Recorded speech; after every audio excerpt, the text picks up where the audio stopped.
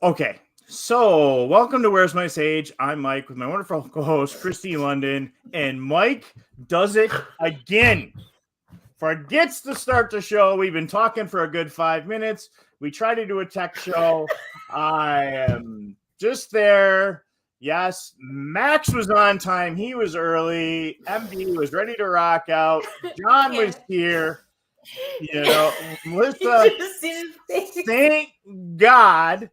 I looked over and said, Larson's not picking on me yet. What's going on? So we try to do a tech show. Damn it, Michael. We were doing so good too. I'm like, where is everybody? You even got me doing the Italian laugh, snort, laugh thing. You suck. Yeah. Yeah, thanks. I mean, at least everybody, oh my God. I'm bragging about having a new setup. I don't have my touch screens, and I look over and I'm like, and I told you said, I can't mess anything up. This is great. I can't do this again. I said, wait, the night is young. Look what you did. I didn't see. So our guest today asked about you being an IT guy. No, he's not an IT guy. Okay. At least Larson went 10 minutes without, and he was using StreamYard before me. So now my green screen's in and out. Oh. So, again, welcome to our show. Where's My Sage? So we're doing great. So we're coming to you from eight different locations tonight. Yes. Yeah. It's going to start blowing snort bubbles in a minute. Yeah. Melissa says it was a test to see if we'd stick around. We get it. Yeah. So we're back. And again, we're back on Facebook after the requests. We're coming to you from Christmas pages. I just got to get this while you're getting yourself composed there.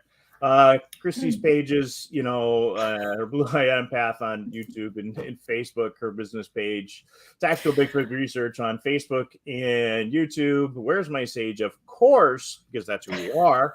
On Facebook, YouTube, and Twitter tonight, and later tonight, I will be putting everything up to Spreaker, Spotify, iTunes. If you're listening on the audio, at least he may think he is. We'll see. I have 3 other computers to the right of me. Something's going to work tonight. It doesn't make me feel any better. It actually makes me feel worse. It's just more for you to screw up. Okay. So. Sorry. Love you, Michael. Yeah, it just left over from the weekend. So again, please like, share, subscribe. No, I'm not. It's just me. Again, the old shows you can find on YouTube and at your favorite podcast locations. Tonight's gonna be one of those nights. I hope not. We have to use the explicit language thing, but if I break something, it might be my turn.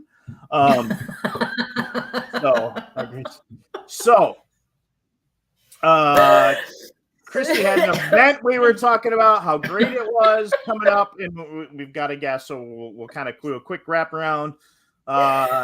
Tim that we had on a couple of months ago talking about his story with the photographs and stuff. He has got a Parafest coming up on March 4th, and Kristie will be there doing gallery readings. And are you about ready to take over there on there? It's in Ann Arbor, Michigan. I'm traveling for this one, you guys. It's not New York. So please follow me. And like I was trying to say earlier, take a look at this banner that Tim put together. Do you guys see the faces on this banner? Like really and truly and honestly, for my face to be up there with all these people it blows my mind. It truly does. And it's a huge compliment to me, and it's an honor to be able to be among this group. So really looking forward to it. Everybody is offering different things. But here we go. You guys know how my voice gets. But it's such a great cause. And, Tim does such a great job spreading the word and trying to support the animals and the shelters that take care of them and rescue them. And, he has a wonderful story, about how he was saved and how his first dog, Murray, rescued him. That's Murray up there. So please, if you're in the area or if you want to travel and you're looking for something to do at the beginning of March, come out and see us all there, because it's going to be a great time. It's going to be a fast weekend, but it'll be fun. Yes. And I don't have to get stuck in a car with you this time for 10 hours. So, well, it won't be 10 hours because this time I can go through Canada. Okay. So, Wow, he's so rude, isn't he? I kind of think Drunk ride you've ever had. I don't want to hear it. You get to listen to my music. you get to listen to my music. Yeah. No, nobody wants to listen to your music. So we got a cool guest tonight. We do. Yes, and we have Scott Tompkins from the Bigfoot Mapping Project. He has a Bachelor's of Science degree in GIS from the State University of New York at Cortland. With over 15 years of GIS field experience, Scott is well versed in the perspectives and high value quality of geographic data. So we're going to be bringing Scott on, and I think this is a great topic for all of us when we get into the Bigfoot thing. Scott, give me a thumbs up if you're ready to go. If you're I'm sure your tech's working. How are you doing tonight? And he's muted, so he's learning from us. So yeah, I was muted. Mike's rubbing off on you. I was laughing so hard for the last, just watching everything unfold, realizing we weren't live. It's great to be here. Actually, it's really funny. Thank you for I'm already having a good time. So yeah, never a dull moment around here ever. No, we try. Right. So and it's nice to be talking to two fellow New Yorkers. I've got to say, I'm coming in from Houston, Texas, but it's nice to be talking to two folks from my home state. So cool. It's Very a cool. nice treat for me. Excellent. Thank you. And now we actually have the whole state pretty much represented. Yeah. We've got Hudson Valley, we've got Kristie in the Falls, and I'm stuck in the middle. I mean, we got awesome. Yeah. That's true. Yeah. I have so many questions tonight. I'm ready. This is what I'm going to do tonight until I have my 2 cents. Because I've been thinking all day about this. He's been so excited. He's like a little kid in a candy shop. It's awesome. Welcome to the comedy show, says Johnny. Yes. Yeah. Clearly. Scott, you have no idea. Yes. Right, guys? This is great. Angela, we don't need an alarm clock. I just need to hit the right buttons. So let's get into what GIS is for those folks tuning in right now, and then let's figure out how you got into the Bigfoot topic. All right. This is I'll start with GIS. So GIS is Geographic Information Systems, and to put it in context, you probably use GIS every day. Your Google Maps, your DoorDash, your E911, your weather is GIS. So anything you can tie to a location, put information in context of a map, is GIS, Geographic Information Systems. And then you can also tie demographics and geographical statistics to the map. You can do like I do. I just posted before the show a bunch of maps looking at wildlife corridors. You can track wildlife and conservation. And as long as you can put all of that information, again, in the context of location, that is a geographic information system. So that's what GIS is. It's using computers and statistics and software to get information from geography in a nutshell. Yeah. So that's your everyday gig. So how did you get pulled into the Bigfoot topic? I had to take a deep breath because it's kind of a long story. But so because of my job in the field, I was doing geophysical exploration, and what it brought me to a lot of places across the U.S. So like Louisiana, Pennsylvania, Texas, you name it, anywhere there's oil and gas. I was out doing seismic exploration in the field, talking with people and mapping out those projects. So I would get to learn the area where we were looking and exploring like the back of my hand, down to the topography, the individual land parcels that people owned. And as part of that, I had to talk to a lot of landowners. So when you're out there sometimes these projects took 2 years. So I got to know these people very well because I was embedded into their community. As it's very noticeable, there's hundreds of guys, trucks, helicopters flying around. People are going to be interested in what's going on. So I was a project manager at the time, and I had to talk to everyone. So if you can't tell already, I like to talk. So I got to get a lot of stories from these landowners. I can see. Hey, Kristie, just smile and put up with this. Don't you worry. You know, I'll get in there somehow. You guys know me. I will get in there. Yeah. I got to talk with a lot of these landowners and get to know them pretty well. And when you get to know people well and you're talking about their land, they start to open up about the history of it and their family stories that are associated, because they like to share. They're proud of their land and they want to show you areas on their property that, you know, might be special or where things happened. And inevitably, at some point, we would get on the topic of weird stuff that happened on their property. Like, you know, my uncle so-and-so, when we settled this property in Oklahoma, he was a Sooner. He got here and he saw, you know, this creature on our property right over there. Let me come take you. So we would jump in the side-by-side UTV and drive. A lot of property out in Oklahoma is very large. So we would drive 6 to 8 miles across this person's ranch, and they would take me to a ravine where this supposed sighting happened, right? And tell me all about it. And that happened in almost every state that I worked in, from Pennsylvania all the way to West Virginia, Oklahoma, Texas. And it sparked, in the back of my mind, it seeded an idea about crowdsourcing and creating a database. This touches back on my profession, creating a GIS database, a geodatabase of these sightings and putting them into a standardized format so that we could really do some analysis, you know, against a map. So that's how I came up with the idea. And then quarantine rolled around and I finally had enough time in front of a computer where I wasn't out in the field working or anything like that to actually build my idea. So taught myself how to make an app. Thank you, YouTube. And just rock and roll, built it and put it out there. And here we are. So happy to be here. Awesome. Wow. Very cool. Yeah. Very interesting. So I really definitely want to go over the app here in a second, but Sure. What was the kind of the most wacky thing you heard out there, you know, for you know, sighting or experience on a piece of property? Let's see. West Virginia. It's not a Bigfoot sighting. So are you looking for a Bigfoot wacky sighting or just crazy? No, just crazy. I'm coming back around. You'll see in a second. All right. West Virginia, without a doubt.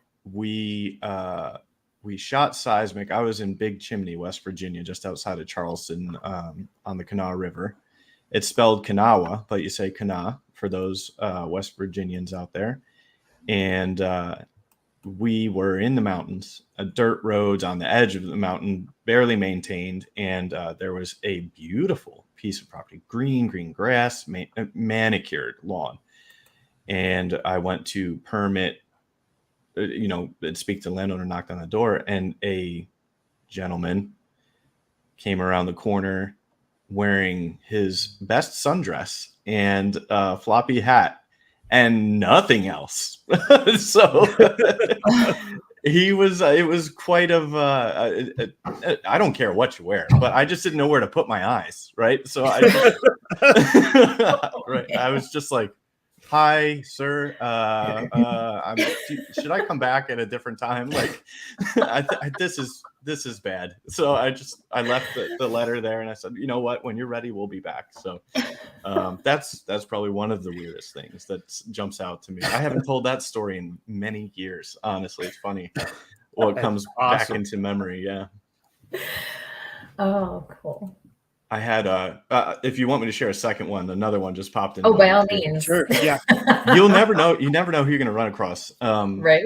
There was a landowner in Oklahoma who wasn't pleased with some of the ruts that the equipment left, and he ran over them in his tractor, and it was very bouncy. They hadn't fixed them yet before he went out to work in this field. So he called me, and unfortunately, part of my job was dealing with people that were upset, right? And he called me very upset. So I went out to visit with him, and he decided that telling me about the bruises on his butt wasn't good enough. But he didn't give me any warning that he was going to drop trowel middle of the conversation and show me the bruise on his rear end. I mean, we were in his barn. and next to the tractor, and he's telling me, he was like, just turned around. I'm like, I didn't know what he was doing, and boom, full moon in Oklahoma. So, you know, you never really know. Oh my God, that's awesome. Yeah. Okay. You can't make this stuff up. I'm No, you telling really can't. You really can't. I wish it never happened, frankly. You're missing the sundress right about then, right? Yeah, I mean, on a scale of sundress to full moon, I don't really know. So we take sundress and full moon. Yeah. And then we got to go for the feet. Yes. So, okay. So now you have all these crazy sightings and everything. I keep getting where I am here with my lights. You decide that Bigfoot is going to be your topic to work with. Seems the tamest after my experience. Yeah. Yeah. Was it the something you like something you brought up from your kids and got interested in the Bigfoot subject, or did you say, hey, this is a good thing to kind of practice your skills on using different formulas and stuff? A little bit of both. So I grew up in the 90s, right? I'm 36 now, actually, December. So I grew up watching Finding Bigfoot, right? And Monster Quest and all of those shows on the History Channel and Discovery Channel. And grew up always interested in wildlife and hunting and being outdoors. So Bigfoot was always fascinating and always there in the back of my mind anyway, just because it was such a big part of my childhood, like you mentioned.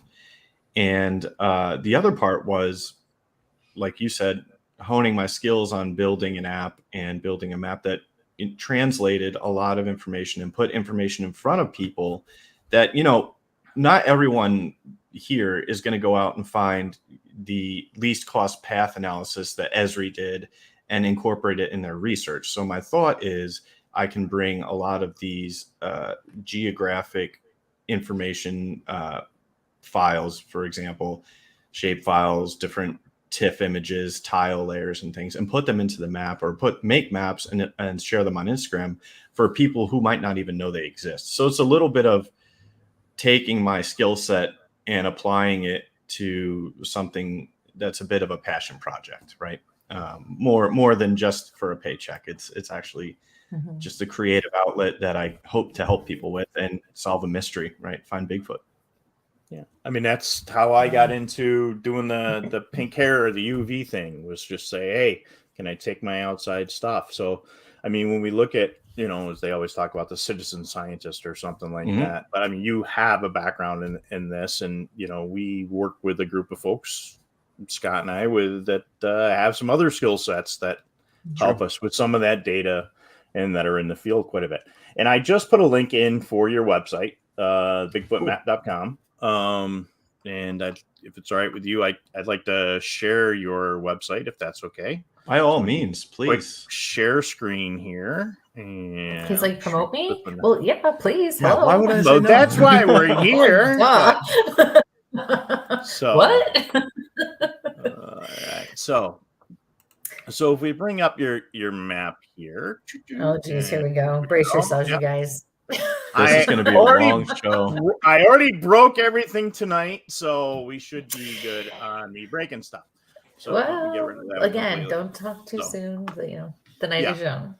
So this is, I mean, you have been building this map. So where did you collect a lot of this data for this map? I have to give credit where credit is due. There is a research website that stopped posting in 2016 called Mangiani's Bigfoot database.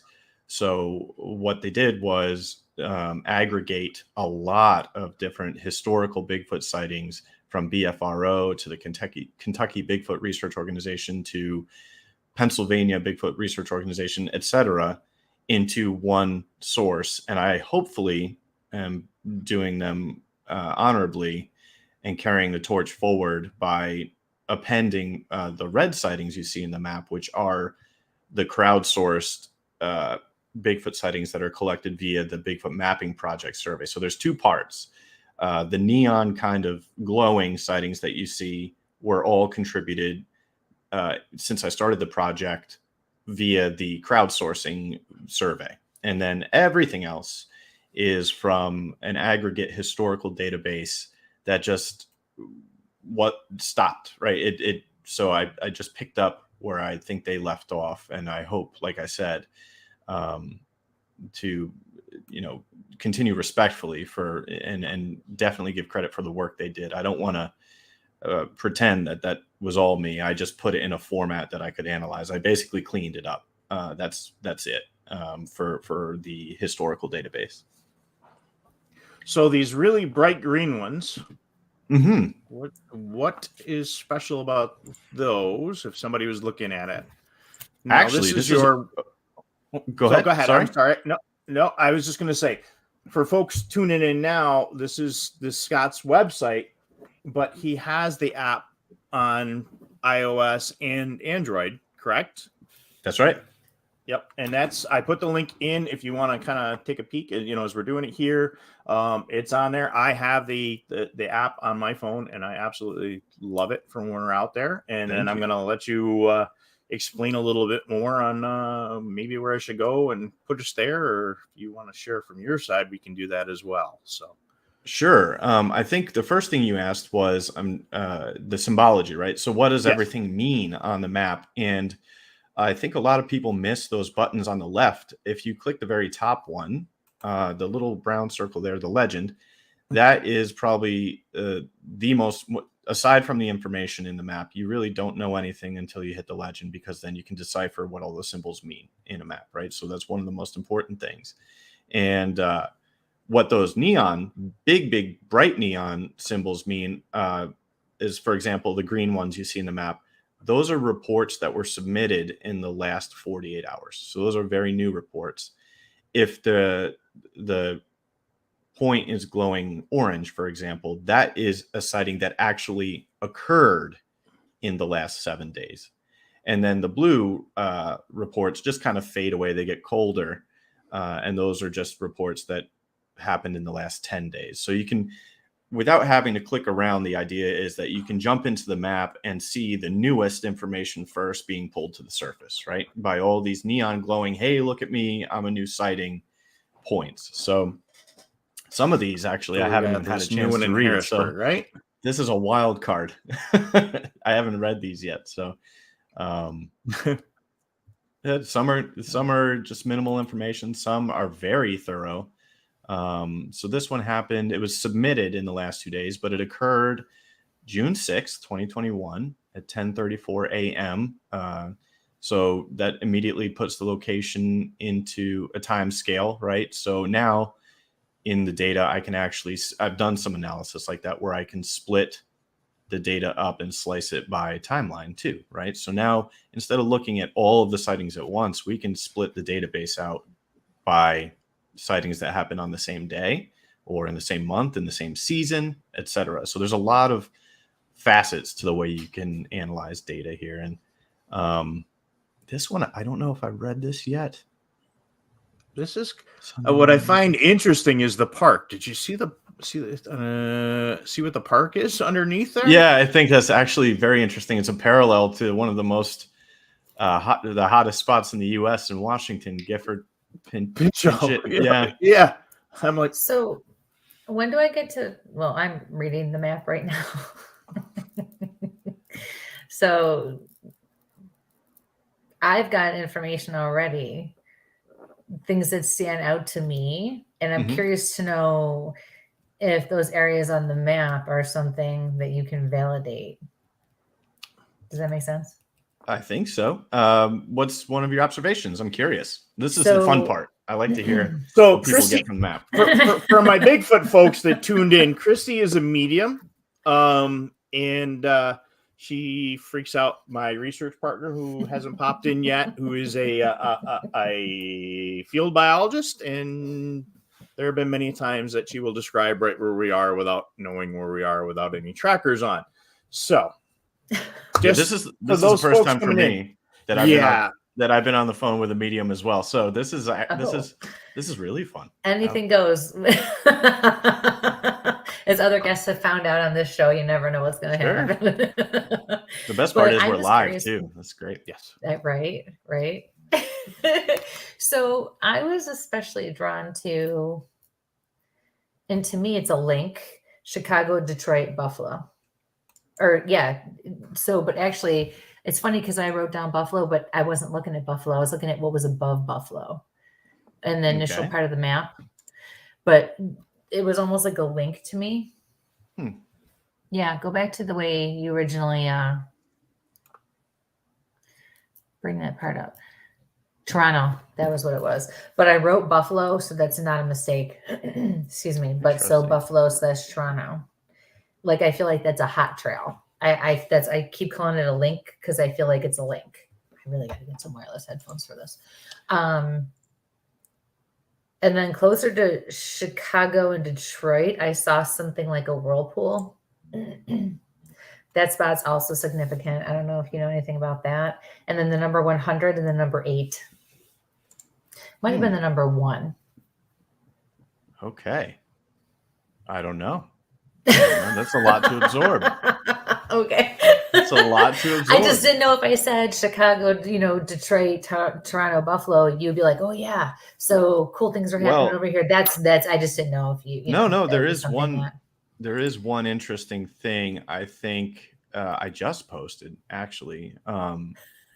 Literally just before the show. So I don't know if you could have seen it, but I did a New York's Bigfoot byways post. And I kind of touched on, it's interesting you brought up Buffalo because there are byways that are connected to Bigfoot sightings in Buffalo, near Buffalo, just surrounding Buffalo. Maybe I can send a screenshot of it to our chat and Mike, you can bring it up. Would that work? Or I can send you a link. Actually, if you can share it from your side if you want. Or we can do the link. So I'll stop sharing from my side. Let me share. Yeah, I'm gonna shrink that one. Present. Okay. I'm gonna present my. Look at these guys hard at work over here, everyone. Look at them. They're this just is focused and they're just here I am. Now Max, she says that Kristie freaked her out. Last year I was in Florida. We were on a trail and she literally described the area we were in straight out and freaked him right out. So it's funny. I hadn't done Michigan in this analysis yet, or Illinois, so I don't know about Detroit or Chicago. But Buffalo is right over here, right? And you can see. I can't zoom in very well. Do I still have that open? I closed the MXD, but you can see what I've looked for are these least cost path connectors, and what they do is they connect what's called a hub, right, of the highest conservation value. And what does that mean? It means it can support the most animal population. It's the best habitat, in other words. Okay. And what I've done is pulled out all of these connectors that are within a half mile of a Bigfoot sighting. And in New York, a few of those are right outside and around Buffalo. So that's one thing that jumps to mind that I've worked on recently in Buffalo are those connectors. And interesting. I would love to count up. I'm going to do this after the call because they're all individual segments. So I know, I wonder if there's like how many there are. I'm going to count them up. I want to know what the connection is to your number. So I won't be able to sleep now. Thank you. My bad. So I just really have this strong feeling like that's a hot link, like that strip. Now, those 3 places are connected somehow because I keep seeing like back forth, like almost like a worn, like a pattern, like from going back and forth. StreamYard popped up for some reason. I don't know why. Yeah, but that's okay. How do I stop? Oh, stop sharing. Here we go. Cool. So that is interesting because I think what I'm looking at least along like John's got down there with the Alleghenies, you have some major trail units that run right along, and they'll actually hit, the old railroad beds that run right along that southern tier. And there's some other stuff that runs pretty close parallel up there in that Buffalo area. That's kind of interesting. Well, I have all that information, so now I'm inspired to do yet another map of that whole area too. And for all of you people out there going, well, she's from Buffalo, and she says, I will be the first to tell you how truly ignorant I am when it comes to geography, the history, different things like that. So anything like this, no. I am totally not the person that will ever know or be able to tell you anything about anything like this. In geography, for me, never was a So no. I'm gonna dig. I'm gonna figure that out. If you don't mind. Well, I can't wait to see what you figure out. Yeah, I would love it if you shared exactly what you're thinking in some quick notes, so I can take them with me after the show. That would be great. I'll send you a picture of my notes. I have them written down. Wonderful, because now I just won't be able to let it go. It's going to be your wife. I'm really sorry. Yeah. I apologize. Oh, she did this the high check one night. It was, we get off at like 1 a.m. or something like that. Yeah. I had the pleasure of talking to him a few months ago. Imagine talking to one of you, Monster Quest, right? Like, imagine getting to talk to somebody who produced the show that you watched that inspired me. Now it was like a full circle moment. It was very cool. So great guy. Really, really cool. So our chat, if you have any questions, please throw a comment in there. Yeah. Take a look. Let's see what we got for Scott. So you get this data and you have to hand type all of it in, or when the submissions come in, does that do it for you with the app? Does it self-populate the data, or you have to put everything in yourself? So what a user, somebody logged on, or a witness would see in the survey is it looks like a form you fill out, and you can just, type in, fill out yes, no questions. And I've made it hopefully pretty easy where you can attach pictures and audio and everything that I would want to see collected from a sighting, that information. But what that does is I've designed it so it feeds on the back end right into a database. So everything you put in is standardized in that form, so it can go stream right into the database. I don't have to retype it all. It's very efficient. So I can get straight to, as soon as you hit submit, generally it pops up right in the map, and I get a notification that somebody put a sighting in. So, and this is at least from the website. Yep, that's it. And it seems pretty straightforward for somebody like me, especially. So if anybody truly, just some random person out with their kids for a hike or for whatever has an experience, it seems very easy to be able to go on, right? That's the idea. It's designed specifically to be for somebody to log in and be intuitive and not have to struggle with an interface and know how to use software. Just get in there and fill out the form. And the idea is collecting information in a simple way, but yet standardized, so that we can actually use it. So one of the challenges that a lot of researchers that I've talked to have is, like you were saying, Mike, they have a lot of anecdotal evidence that's in, hard copy format, or it's in a Word document, or it's in something that isn't immediately accessible in regards to analysis, right? You have to be able to translate that into something that's standardized. Standardization, we like to say, if you put crap in, you get crap out, right? So the idea of starting with something that's standardized is a big part of this study, so that now we can take all of that information that people share in their stories, which we still capture, but we pull out a lot of the attributes that we can analyze, like height, date, color, all of those things that you're scrolling through, and do some, geographic analysis on that. But we still capture those stories. So you can scroll through the whole map and see both. It's really kind of a hybrid, but on the analysis side, it's important for standardization. I find it very interesting that you have on here the question as to whether or not they could tell if it was male or female. Patty inspired that. Wow. Who's Patty? How many have we done? Yeah. I can see Mike's like, what? Yeah. the Patterson-Gimlin footage. The most. Listen, I've never heard it described like that. And if you ever said it to me like that, I was probably tuning me out.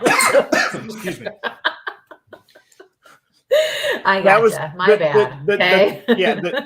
The night I had the boys on for Bigfoot, Kristie was out, so it was yeah, he had Bigfoot night a few years ago. It was that's one of the questions that Patty inspired, because in the video you can see clearly anatomy that signifies she is a female, right? I thought maybe it was like pro sundress. It wasn't a sundress. Sorry, that's gonna haunt me now, isn't it? I couldn't help it. Again, I'm kind of gonna swing back to that in a second. So, the interesting thing I noticed, though, going through your login there and the data, didn't notice something for weather. Did you have a location for weather and that kind of thing I did. I recently, I have to bring it back in. I recently rebuilt the whole map interface so that it's much faster. It streams better. It's optimized for mobile. And one of the things that was a challenge, I did have weather radar and what else did I have in there? I think I still have wildfire boundaries and earthquake locations and things like that. But I just have to add those layers back in. I did have weather at one point. But it just needs to, I just need to find a good service that can stream in and update and doesn't lag, right? It slows the map down if you're streaming data. So gotcha. I'd rather cut it out than be slow for now. No. I just I've used the app, so I kind of just asking, for the folks that are tuning in and stuff like that. This is fun. Yeah. When I put everything together for our project, I really sat down and said, I took from what I learned from the guys from Nestor when I first went out the first time with our folks up here in the Northeast. I mean, they had weather radios and they had this, and where was the moon, where were the compass headings and all that stuff. And when we did ours, that was a big thing that I put in when Doug and I sat down and we worked with the biologist, was what other data that we can get. So do you have a sample of something like that? Because like I said, I take it out in the field a lot when I'm driving around, and I threw out the old Google map thing because it, you put a pin down and you can't see the rest of the map once you put something in there. Yeah. But do you have a quick cheat sheet on there if somebody were to say, hey, what questions should I really be asking myself when I want to put this data together to spread or share with everybody, so we have that data there? Did I miss? I always tell everybody, don't just take one photo, take 30 or 40 photos, or I tell folks to 3D scan, and God bless, Matt Larson there with Central Florida, and we've really pushed a lot of that extra data stuff. And that's just probably from hanging out with Matt, because he runs around with I don't have a glass here, a gimbal, and to take everything down, so we're definitely get a film in. And then no, that's a great idea. I don't have a cheat sheet outside of what I collect in the survey for sighting, but I'd be very open to advice on that, because I'm not an investigator per se. My expertise is data, but if I could add something that came from somebody who's an expert in that field, and it would help advise and make it available in the map and in the app as well, I am very open to that. I think that's a great idea, actually. Gimbal 4 stars. It's my boys. I'll be seeing him in a couple of weeks. It's just that little extra that tidbit that can help our friends, our biologists, when our scientists say, well, we don't get this data. Well, you've got the mapping going. I use Access a lot for my stuff, but not a lot of people want to figure out how to build that. And your app is so much easier than somebody trying to build an Excel document or an Access document to get that data in. I mean, the good old fashioned notebook, making sure they have those couple little things there. So I'm going to let you go. I hear you got a thought there. And I had a thought. I'm sorry. I don't mean to interrupt it. You sparked a thought. one of the things that you touched on, I think, is like all of this environmental data, like the moon phase, what was the weather, all of this is available historically, and we can do something basically called enriching the data, where you now tie spatially all of this contextual data from wherever you can find it to this point, right? So you can, now we have in the sightings, we have a day, we have a time, so we can go find any of that chronological data or time data and tie it to that point very easily.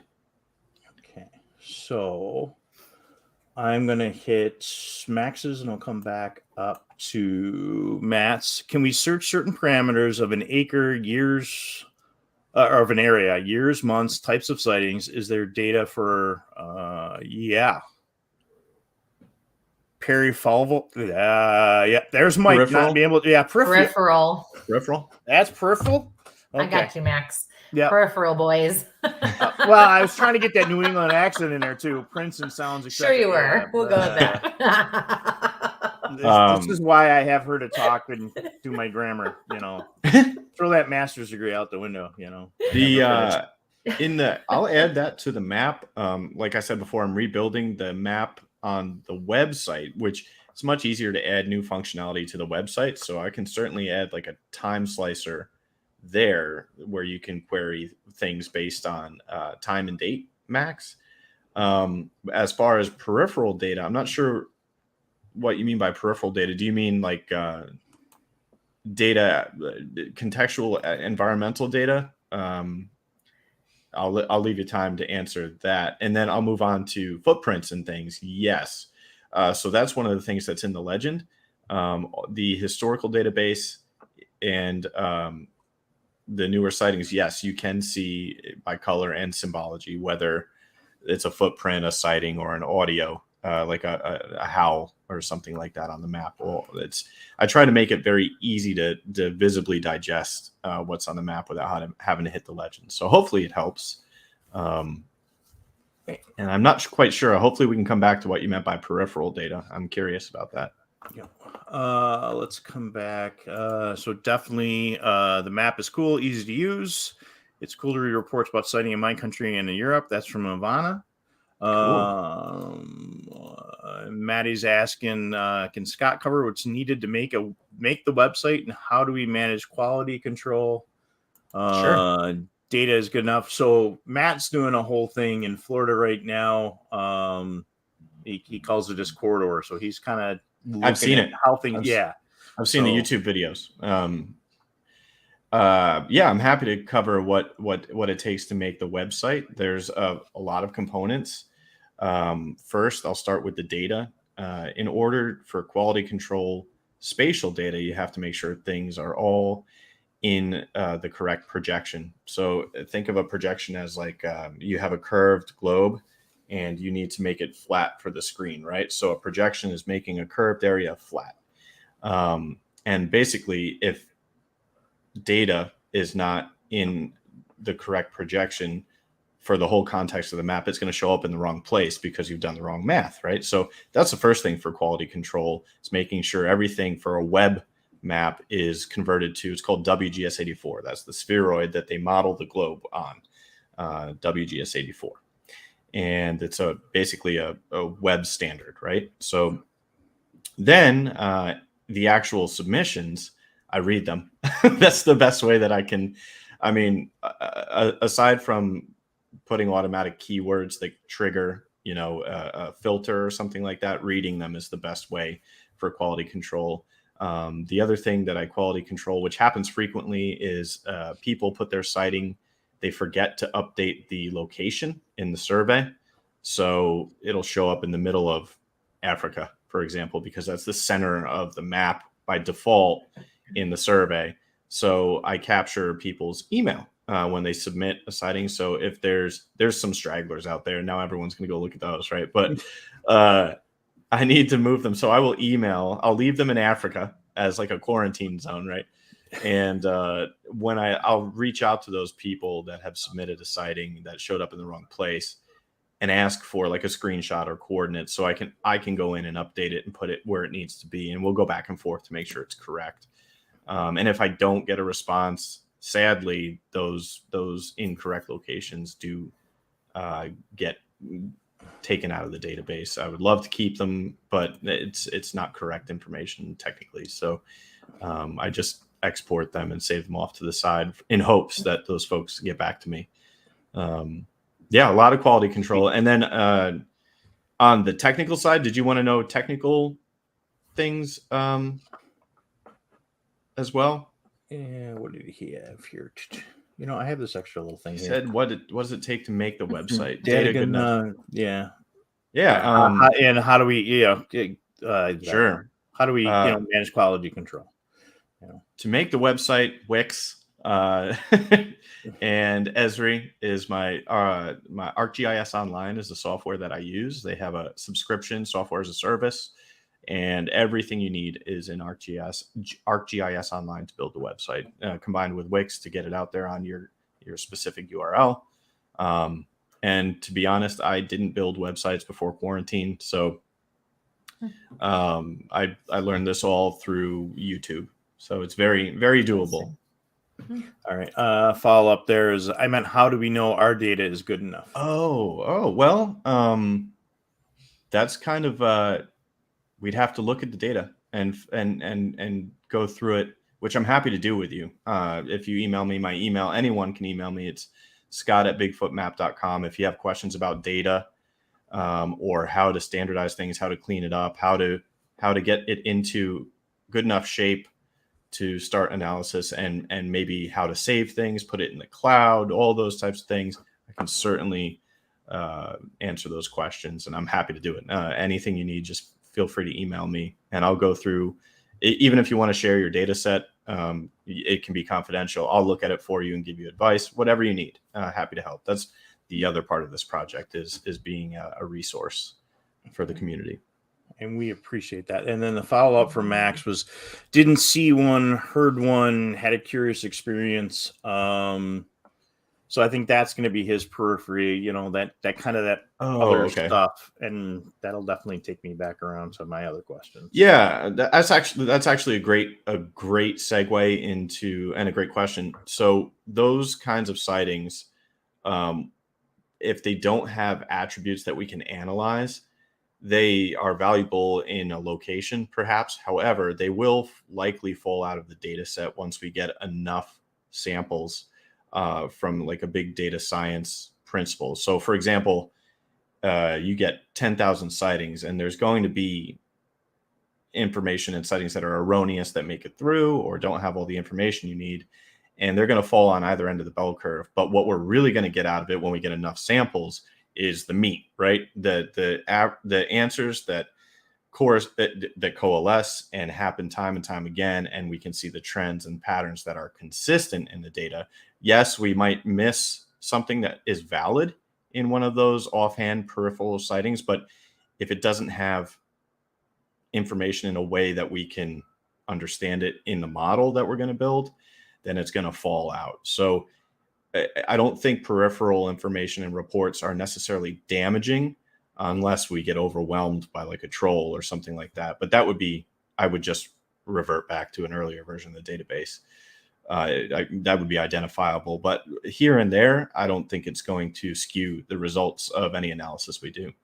Unless if it's on a big enough scale, right? On a small scale, yes. But when we get to thousands and thousands of reports and we start looking at it that way, a small percentage of reports like that won't skew the results.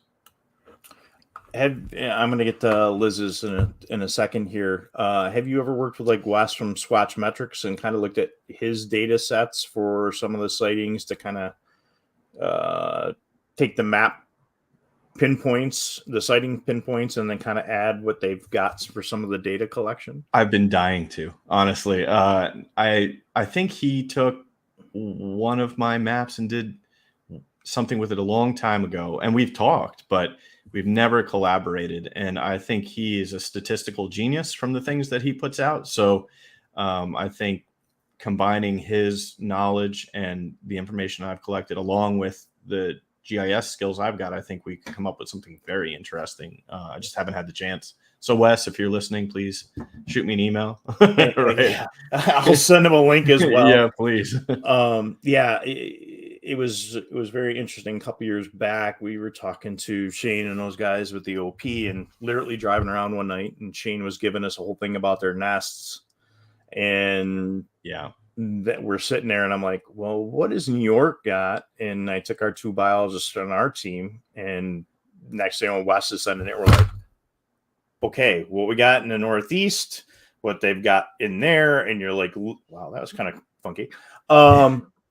That data set was just, we probably would have missed it if it wasn't for some of the fine points that he had, and some of the I believe it, the plant life that we were all missing. We're looking for something here and here, and what was that commonality?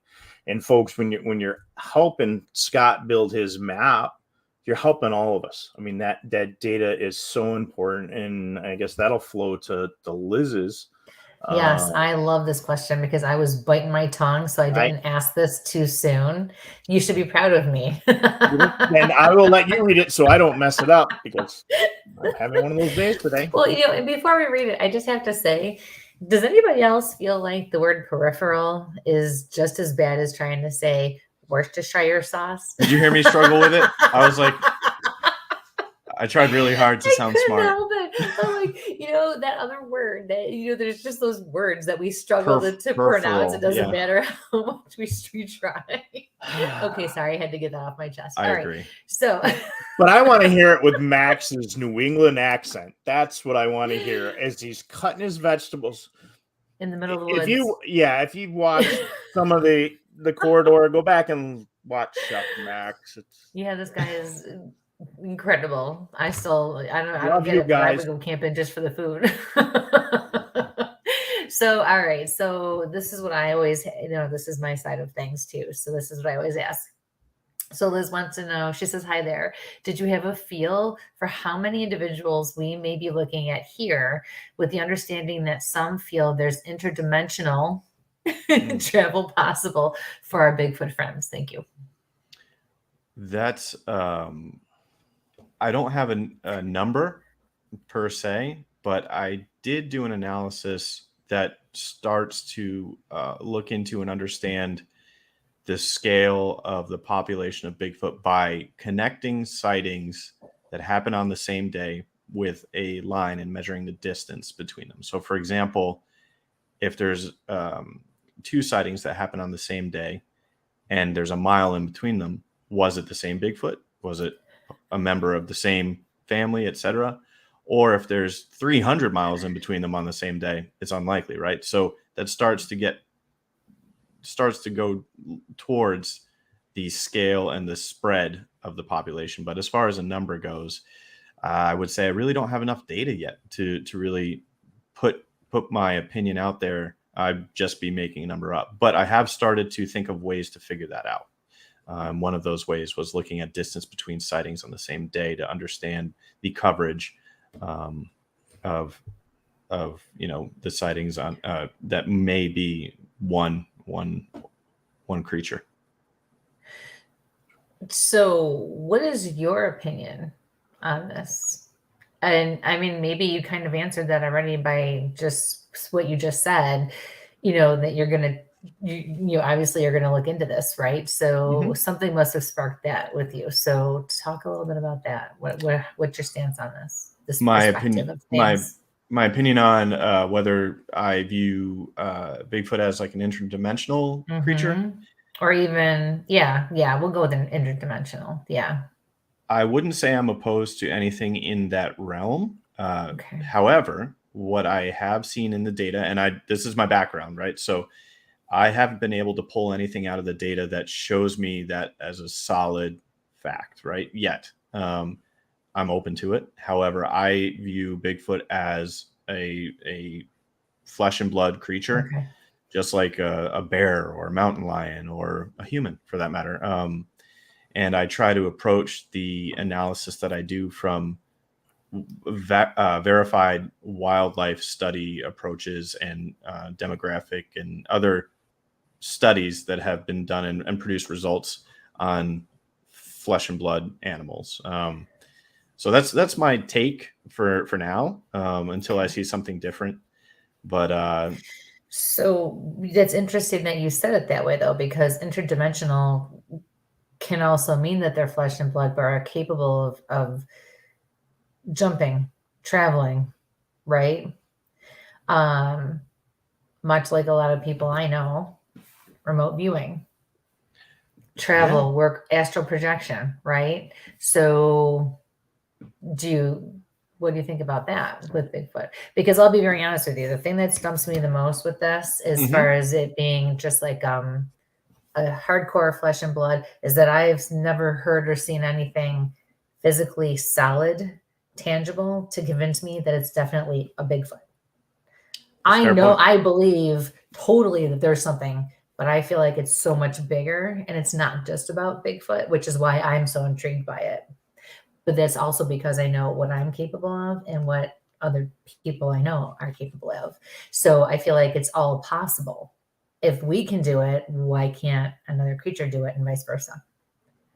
I like that question. It's not something I've really put a lot of thought to via the project, right? And now you're really not going to sleep. Right. I would say that I I don't understand enough about that to be honest, to really even figure out a way to incorporate that into what I'm doing. I would need to learn more to really. And it might be something separate altogether, right? You might not be able to incorporate it. Yeah. So I don't want to get on here and make claims that I'm just sticking with what I know and understand. So it's very interesting to get everybody's perspective, when we talk with them, to see like where they stand and why they do, because quite honestly, in my opinion, all the different perspectives are very valid. They haven't been disproven yet, right? Exactly. So, and none of it's been proven.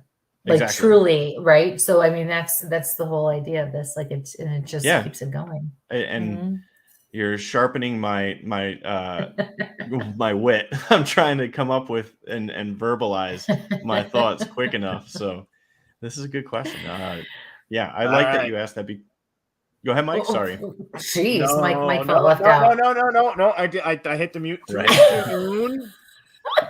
So this is going to spin me back around on this whole thing. Don't get dizzy. Jay was in earlier. He and his daughter had sighting of something up in Wisconsin recently. Jay, I heard my first scream with him in Pennsylvania in the Chestnut Ridge a couple years back. Orbs were seen ahead of time. And, we get the folks. And again, I'm a flesh and blood camp. My archaeology background, I want to be, that's where I'm in. But there's a lot of our biology friends that are more on the paranormal side of the house. But those little things that, the orbs or the ball lightning or something like that, again, in the data set. And an interesting thing you mentioned to us, earlier, is that you were going around and doing these different site surveys, and some of them had caves or gullies or something like that. And how many of those paranormal or Bigfoot sightings were happening around those mines, those caves, that kind of stuff. And if you put a separate subtitle, because there are those groups that say, hey, are they underground? Well, they vanish. Well, we know in certain parts of the country we've got cave systems, we've got underground waterways. I mean, you go back to the whole Last of the Mohegans. Where'd they go hide? They went hid behind the waterfall. And I've had a chance of running an ROV up behind a waterfall. There are some places that there's plenty of space to move that. So again, are those some of the other subsets that could be put in? Absolutely. And now to really spin back all the way around where I was going to go, and I see there's some Worcestershire comments in here, so we're going to hit that definitely too. See, I started something there. You did. Yeah. Well, because I started down the Bigfoot path, Kristie pulled me into the paranormal path. And my two boys are in here, and we talked about ley lines at one time. and laying that stuff over the top. And like you said, you were getting a lot of, stories about different paranormal experiences. Have you thought about putting a paranormal app together for that side of the house? Where we could maybe plot out, is there a bunch of haunted houses in a line, or certain times a year or something like that. I'm still on let's get the biological stuff down, but having a partner that does a lot more of the paranormal stuff and a lot of more of the ghost hunting stuff is that there, or even throwing in the when we look at the historical site, like the other night we were talking with Ryan, and I know he's got some sightings that go, way back 1800s and earlier. If we take some of those old, let's say the serpent mounds or the old villages, that are those something that you could put in as a separate layer in this GIS, and somebody could say, hey, we know that there was a village. So when I look at my area, and John's in my area too, if we look at the historical stuff, there is a historical Seneca tradition of a group that kind of came out of the West that was a big hairy person. It's in the history of the area with a couple other quote unquote cryptids. But taking those historical sightings, or down along, when I was looking at your map, down along the bottom half, the Tioga River, and going down into Pennsylvania, that whole area, just between the Finger Lakes and the Catskills, you have, the Spanish Hill Giants that were down there, but then you have the Susquehanna people who were taller, to take a look at that. But then again, we've looked at other things where it's gone to cannibalism, as shown epigenetic changes in people. But those are little things that, looking at some of the mapping stuff. So if I just made a big Rorschach. Can I interject one thing? Because I don't want it to be limited to, like you mentioned earlier, like if there is like an area where there are haunted houses or haunted buildings or locations. It doesn't always have to be a building. It can also be land. It can also be, an area, because there have been so many times where he's just out doing it. Like, and obviously, like Mike and I live an hour and a half away. So when he goes off and does his Bigfoot thing, I'm not always with them. I only go on occasion on these things. And I either get a random text, what do you think about this? And I get a very, like a one word or a number, or, and I could be shopping in Walmart or Wegmans or something. And like, I just get this random, you know Wegmans. What I mean? Yeah. But it's like a lot of times, or even not, I can just know he's out there, or they're all out there. And then something will come to me. It's not always about a structure. A lot of times it can also be about an area or land. And then they're pointed in that direction. So, metaphysically speaking, it could be, and if there was, for instance, a village in some, an area at one point, why couldn't they, if they indeed are much like us, right? Why couldn't they be drawn to the energy, even if that doesn't, if that town or that village isn't there anymore? The energy would still be there. I think if I'm taking that all in correctly, that was a lot. I kind of said a couple of things there. But yeah. I didn't want it to be just specific to a structure, though. That was my biggest point. You know what I mean? Like Gettysburg, right? Gettysburg is a great example. Yeah. Yes. So yes. But it doesn't have to be where something necessarily happened. It could just be that nature and the land and the energy in a place is what caused it. It doesn't have to be centered around death. Like the Ridge. Yeah, I think one of Yeah. the things that jumps to mind immediately when you're talking about the energy in an area is gravity and magnetic data, right? So you can tie, like, that's a lot of people can feel, that's true. No matter, it's a fact. People can feel the difference between different magnetism in an area, and we have tools and ways of analyzing that and recording it and actually putting it on a map, right? So a few months ago, I did a map that tries to find patterns in gravity and magnetic data in relation to Bigfoot sightings, right? Is there something that does center those sightings that we can't necessarily see physically, which would be the magnetics or the gravity signature beneath the surface of the Earth? So that goes along with karst geography, right? And cave systems. All of these things are really tied together physically, and to your point, metaphysically. They're my way of interpreting that would be to look at the magnetic data and gravity data, because I think a lot of people sometimes attribute metaphysical to those things that are a result of the different magnetic signature in that area. So, sure. But I think I don't want to leave out your question, Mike, as far as capturing, regardless of what I think, right? Can the platform capture that information in a way that helps people draw their own conclusions in an unbiased way, putting that data on the map, categorizing it as, this is what I saw while I was there, this is what I felt, this was strange, here's what happened, here's the history of the area, so kind of like some anthropology. All of that is possible. I haven't thought about doing it as a layer or part of this app, but I think it would be interesting to see and kind of make, like you said, a partner site where you could marry the data sets, keep them separate for analysis purposes, but then marry the data sets when as needed on different analysis, and put them on the same map as two different services. Sure. I think that's a really interesting idea.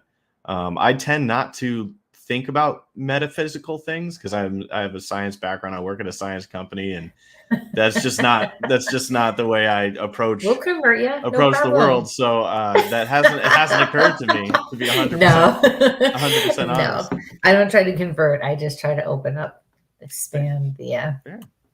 I'm just, because we do such, I mean, our topics, we do energy healing and paranormal, the Bigfoot stuff, survival guy, our naked and afraid folks that join us. So it's always interesting to kind of look at that data, and even taking the biological aspect, or you looking at the mind stuff. You're looking for your particular items for work, but is there salt nearby? Is there other minerals that would, if we look at, the African elephant, they're going to a certain area for certain minerals at certain times, or even our salt licks with their deer, having some of that extra little data in there to what's drawing, the animals there. And I think you mentioned recently, trying to talk to some of us about even some of the other sightings, how many big cats we see, or that, what's supporting those items, those things there. So I love that you've got the data in here. Like I said, I've been working on trying to build up an Access thing, but not everybody runs Access. So having your app and having sent everybody you with one central database is awesome. And again, Wes with his database. We do have a couple more questions if you have a minute or two with us. I have all night. Well, my wife already expects me to be here, and I'm going nocturnal. So she's like, so I'm not gonna see you till tomorrow. And I was like, probably not. Yeah. Wow. So that's a very understanding lady you have there. And I talk about, Doug's here, so talk about the ridge. And again, there's another interesting area, if you guys get a chance to spend time, down in that Chestnut Ridge area, and it is just, you've got everything from Washington to UFOs. Everything's in between. Well, and now we've got books on Washington with UFOs, but that's a whole other story. Yeah. Didn't he see them where was that? It was Gettysburg, wasn't it? Well, he saw them there. Then we weird that came up. We sat through that presentation with the guy in Pennsylvania. There's a book out there, Presidents and UFOs or something like that. But supposedly there's a whole battalion. They go a certain way, if I remember the story, and they see somebody on a white stallion, and it's him. And then supposedly he shows up again in front of, I can't remember, it was Eisenhower or somebody in that time frame on a carrier, and then he sees an Indian chief, and that was supposedly shot at. Yeah, it just I would love to know if you remember the title of that book. I'd love to read it. Yeah, I'll look. I gotta find it. But there's that. I mean, there we go. We take the subject of UFOs for years that was taboo, and now you can't turn on the news and there's another report. The Tic Tac. Yep. And Melissa said, make it simple. It's Worcestershire sauce. Thanks. I'll remember that. Worcestershire. And then they got the Boston in there. Worcestershire. So love it. It's the Nancy stuff. Let's see. And then, of course, because you said TikTok, we got to go to the tick meters. I don't know. Kristie uses, and we occasionally use the EMF stuff to kind of look for energy and that kind of stuff. But I don't think anybody's really putting any of those reports into you with using EMF or anything like that when they're out there, or Geiger counters, to go along with their sightings. Not that I haven't taken a Geiger counter with me on a trip, but that was an interesting afternoon because nowhere near the nuke plant did we get any ticks, but in 3 or 4 other areas that have spiritual stuff, we got some pretty good energy returns. I think the Canadian Shield's pretty radioactive, if I remember correctly. Captured a lot of radioactivity in the granite there. So, believe it or not. Whole spin with the granite and whole Pilates thing, Pilates. Let's see. Penny wants to know, what would you do if you came face to face with Bigfoot? I can tell you from experience. So I knew we'd get it on. I don't bring it up unless I'm asked, right?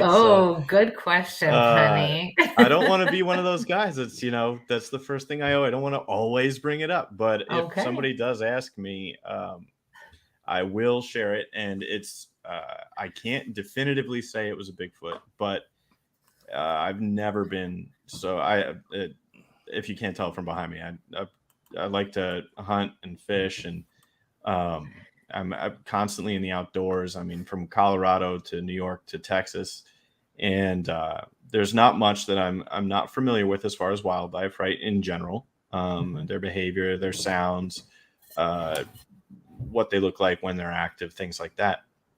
So I was in Sealy, Texas, and this sighting is in my map. You can find it. I actually I linked to a podcast so you can listen to the story, but you can have it firsthand here. I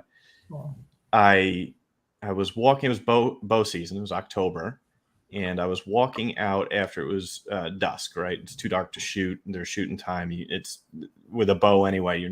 Once it's too dark, you're not going to be accurate enough to take an ethical shot. So I was walking out, and I was coming out of a river bottom. It's like a pass-through property, and a lot of deer travel along the river bottom as a corridor. So I was walking out. I went through the barbed wire fence, and the river bottom was on my left, and about a 200-acre pasture is on my right. And in front of me, at this point, as I'm walking out, my truck's probably about 100 yards from me, where I access the river bottom. So I'm walking, and the barbed wire fence is on my left shoulder. And it's that kind of blue-gray night, right, where you can still make out a silhouette well enough, but you couldn't make out distinctive features, right? So I'm walking, and I'm just kind of like, aloof, right? Not really thinking much other than I need to be quiet on my way out. And in front of me, just off my left shoulder, I look over about 30 yards away, and there is a black shadow blob behind a scrub bush, right? Everything there is sharp, right? So I don't typically go running through the bush anyway, right? Because you'll get cactus or prickers or something, right? So, and not to mention snakes that are out. So I was just thinking, it's probably a hog. I'll stand here. I'll let it go on its way because it's quite large. Like this, I just harvested one a few weeks ago that was like 300 pounds, right? So I'm thinking I don't want to tangle with this in the dark and I can't outrun it to my truck. So I'll just wait. It doesn't see me. I won't startle it. It's probably the worst thing you can do. So I'm just like, all right, it'll go on its way. standing there and it doesn't really move. So I'm like, all right, let's go. It's getting dark. I want to go home. Didn't get a deer. So it stands up. And at this point, my whole it stood up, and it was football player with pads on wide, and the bush and grass was at its navel, right? Like, this is grass that's fairly tall on me. It's like, I'm not a tall guy, but it's like 3 to 4 feet tall, this grass in this field. So deer disappear in it, right? And it stands up. And this is where I can answer your question. What would I do if I came face to face? I would stand there, and literally I said, whoa, like, just like that. Whoa. That's all. I mean, talk about all the preparation, hunting, like, calm, cool, collected. It went out the window because the buffering stopped, right? And I realized what I was looking at. I just was in awe, like, whoa. So I said that audibly. It squatted back down, didn't move. Like, it must have thought, like, I don't know, maybe if it can't see me, it's that guy over there can't see me if I squat back down. So what felt like an eternity goes by, and I finally go, you might have heard this story before, Mike, which is why you're laughing, but I say out loud again, I go, I can see you, just like that. And it stood back up and turned. It responded? It stood up, yep, and bolted through just a thicket full of, I later went on in the daylight to look at where it ran through, and there's no way. I mean, it's a wall of bramble, and it just broke through it. And there's no way a person at night without a headlamp on could run through at that speed without falling. And from that moment, I mean, I called my wife, I called my mom. I was like, you're never going to believe what I saw. Good boy. Called your mom. Right. I hope she watches this. I'm going to share with her. But I mean, that is my, I have an earlier sighting when I wouldn't even say a sighting because I was so young, and in New York, actually, in Beacon. But that is my most definitive moment of not understanding what was going on and really tying it to Bigfoot. And of course, it was after I started the project. So here I am. I'm like, great. You know, people are going to be like, sure, the Bigfoot mapping guy had a sighting, right? Like, nobody's going to believe me. I wish somebody was with me, but I will tell you, it was unexplainable. Where I hunt is on the rancher. It's an 11,000 acre ranch. There is nobody there. There was no cars. There's no paths in and out there. The only access is the way I get in. It's just unexplainable. So I have a question now. Yeah. So what did it look like and sound like when it took off running? It was definitely, so like I said, it was hard to make out details, but you could clearly see a silhouette of what I was describing before, a very, very wide figure and almost no neck when it stood up. And I could tell it turned around and bolted, and I couldn't see clearly the lower part of its body, but the top, it wasn't moving like violently like a person who would need to run through that. It was just smooth. It was smooth. Yeah, it was just so smooth and monstrous, loud steps. Just that's like, what I was wondering about, but I didn't want to be specific and ask that. Like, the adrenaline does affect your memory, right? So to me, what sounded beyond loud could have been just like not a traumatic experience, but that's how I remember it, right? And but clearly, you could hear like a person would be sound running. That's what I was curious about. It didn't sound like a deer would sound like they run. I mean, it was clearly different, having heard both. So, and hogs, when they run, not that a hog would stand on its hind legs, and there's no bear where I hunt. And if there are, it's very rare. I mean, it would be an event if there was a bear in Sealy. It's just not heard of. Really? Yeah, and hogs are loud. You know it's a hog. They roar, they grunt, they squeal, and generally there's more than one in this area. So, I mean, running through the mental list of what it could be, it's just it's unexplainable. And I wish I could definitively say I saw 100% it was Bigfoot, but there's no, in my mind, there's no other How explanation. tall was it? If I had to guess,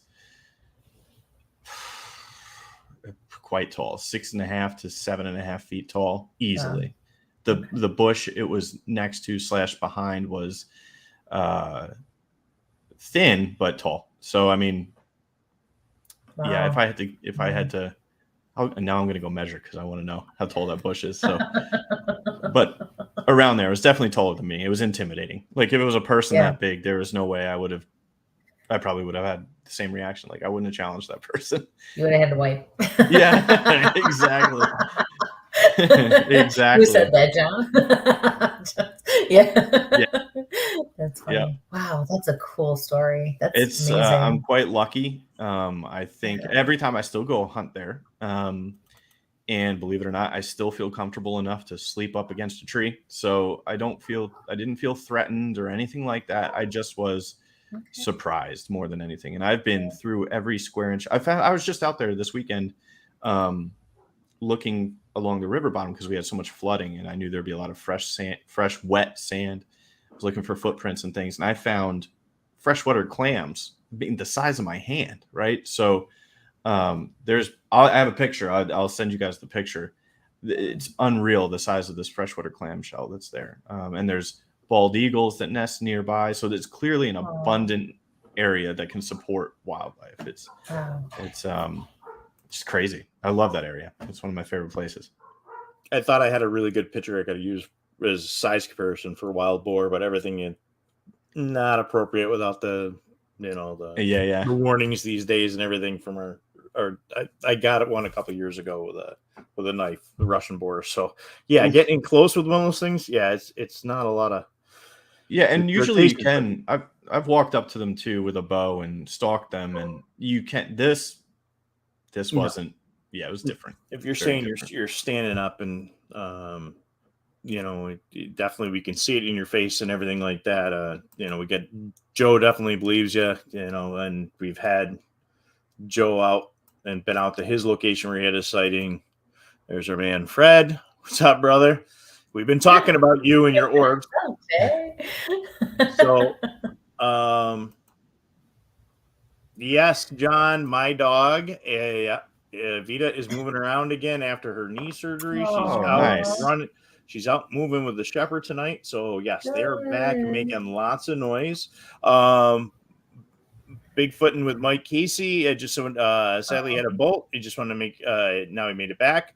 I missed so much, but you can rewatch it. Go to our YouTube channels, either Where's My Sage or Kristie's or Tactical Bigfoot Research, and you catch the video, or again the Spreaker, Spotify, iTunes for the replay. And it says Scott helped me big time around the Deduck Springs in Oregon with his map. So I'm glad you brought that up. If you guys outside of the web map and app, if there are researchers that are going to a specific area, I'm always happy to make maps that are georeference PDFs, for example. So you don't need signal internet to put yourself in the map through Avenza Maps. It's a free app.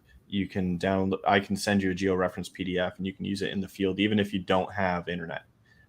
So you can. I'm always happy to do that. It's actually a lot of fun. Just don't flood me all at once, because I'd like to concentrate. But I'll let you know if I'm overwhelmed.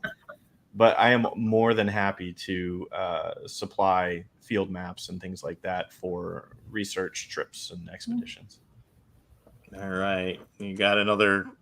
Scott is the coolest, and he just sent you a message. So, there's just so much. And Jay says, yes, the orbs and the red eyes and the kettle moraine, crazy. Yes, I've got Wisconsin to get out there with you, brother. That'd be cool. In the kettle, they've got a lot of stuff, but then you throw another cryptid on top of that, and how many folks in our community are reaching out with some of the other cryptids that they're seeing right alongside those Bigfoot things. You said you were in West Virginia, so you've got the Mothman stuff. You've got all that. It does that play sometimes over the top of things, and I realize that we're an hour and a half in, but we're on that track now. So one of the things, another cryptid that has come up that I didn't even know about until I started this project was Dogman. I didn't know. Not my favorite. I didn't know that was a thing. Say this.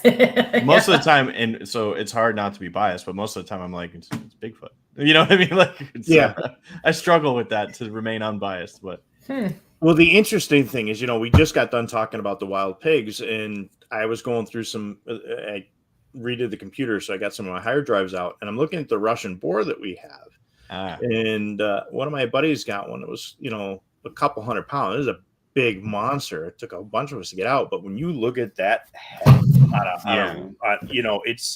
it has that werewolf nasty looking, and it just, if it was treeing something or moving along, you would really go, what is that? I mean, that's the other thing.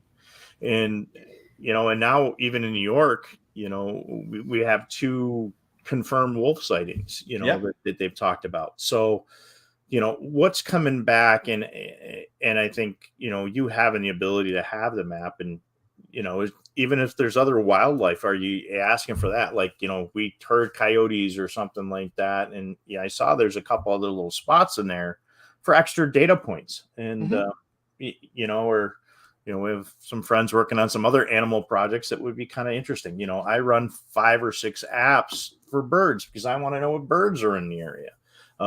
Because are we hearing a bar owl? Are we hearing a crane? Are we hearing something else? That's a whole nother podcast. I love birds. I wanted to be an ornithologist before I decided to do GIS. So love birds. So we could save that for a whole nother episode. Yeah, we've got that mutual friend that I'm going to be grabbing soon to come on. Cool. Talk about that. So I think you touched on an interesting point, and it's come up a few times, like just recently, the Black Cat report. And Gil asked me what animals are coming back that previously had to be people that had sightings of them had to virtually defend their sighting and their report, right? And one of them I mentioned was the wolf in New York recently, where they had the DNA sample that was 99% gray wolf. Is that right? Yeah.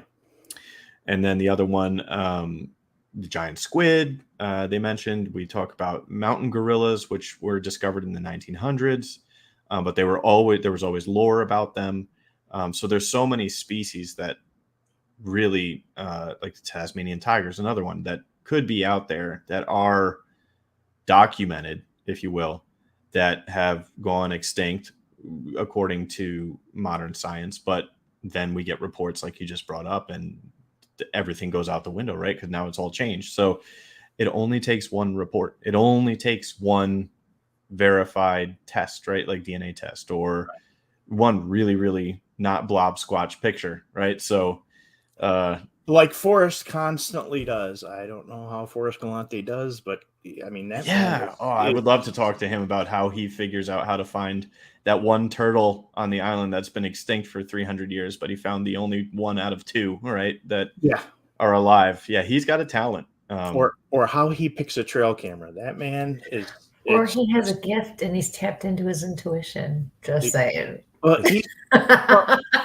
he's friends with Aaron that we did the live from in Florida because they were all on Naked and Afraid. So friends with Mal.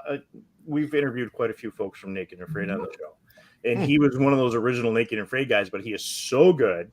They're like, no, you don't make good TV kind of guys, because he just showed up with a scuba mask. So like literally started fire, purified his water. He like fed the crew. I'm having flashbacks. You telling me, running through the cactus. I was doing a film shoot with Dave West, who's their photographer, and he's like, yeah, I'm running all the mirrored reflective stuff is usually, and I'm backing up through every cactus because I'm not paying attention to what's in front of me. Yeah. But I got to work a piece of river that he filmed his wolf episode, his Florida wolf episode on. And I'm on there, and I didn't see half the stuff that he was just reaching into here's this turtle, here's this snake. Yeah, it's a talent. I saw that ahead of time, and Aaron, who's a guy, is just like, and on Naked and Free as well, is just, well, you're not going to see all this stuff unless you're down here all the time. And he's like, Right. yo, you got to go out around that bush. Well, why? Or Larson will tell you, I'll run right through a bush. And he's like, hey, you know, there's like rattlesnakes and you're not wearing boots. And yeah. What the hell is wrong with you? God. But then we got rattlesnakes here, but yeah, but I can vouch for the fact that when this guy's out in the woods, he's like tunnel vision, zoom. He goes into his zone, like I go into mine, and he's like gone. What? And I'm like, okay, don't worry about me. It's so easy. You know? Like it's so in the wood. I mean, it's a skill, I think, and that's another thing that it's interesting you brought up, but it's a skill. Like Forrest Gallant, he has it's the skill of being situationally aware. I think you can develop that, you can work on it, and especially in the wilderness, I mean, everything wants to hide from you, right? So you have to be able and be skilled to pick it out and know where it's going to be, know its behavior, know what you're doing. And I mean, recently I was just up in Colorado in the San Juan Mountains elk hunting, and you would think that it would be really easy to find an elk, right? They're giant, they're huge, and they run in herds generally, right? And I think I saw one. We saw one, the group I was with, before a blizzard rolled in, but that was over the period of 3 or 4 days, right? So I just think that's the other thing, that it goes hand in hand with, you can still have all of the data like I have in the map here. You can constantly have you can have it all on paper, but it's developing that skill in the field that really complements that. And I think that's a really good thing to bring up, because you're not going to find all the answers just on your screen here. This is part of it, but I think the big part of it is the field research as well, ground truthing it. Yeah, I mean, she jokes, but this thermal camera is like mounted to my head pretty much wherever I go, and but it saved us from walking into some bears in New York just recently.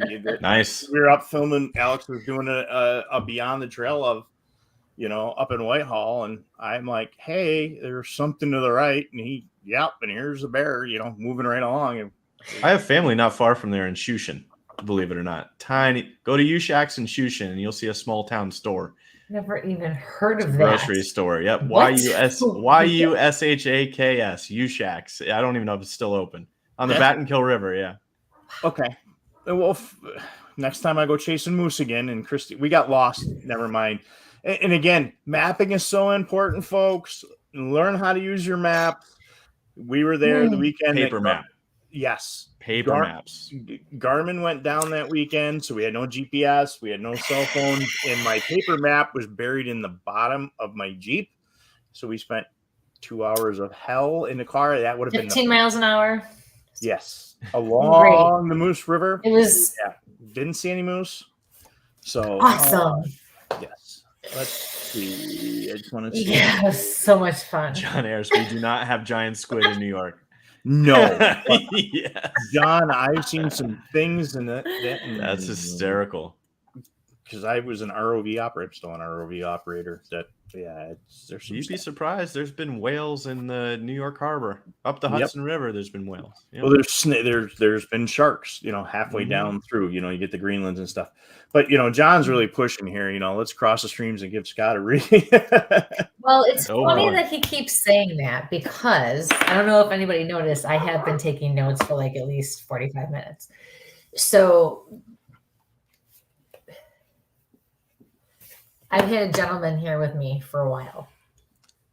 A gentleman. But I didn't want to interrupt the discussion, so I just kept taking notes. Are you interested in? Oh, you can't start and say that and then not. How do you say no to that? Of course, I think. All right. It seems like a few people in the chat are interested as well. Scott, run. Is this the time when I pretend to be frozen? Yeah. Oh, I forgot, John. We have to talk to John about ground mapping for mine rescue. Yeah, we got to talk about that. Oh, hey, listen, John, pick a side here, dude. I mean, well, you just transitioned us to. I know, right? Hey, John, I am very interested in speleological data, right? That's cave data, speleological.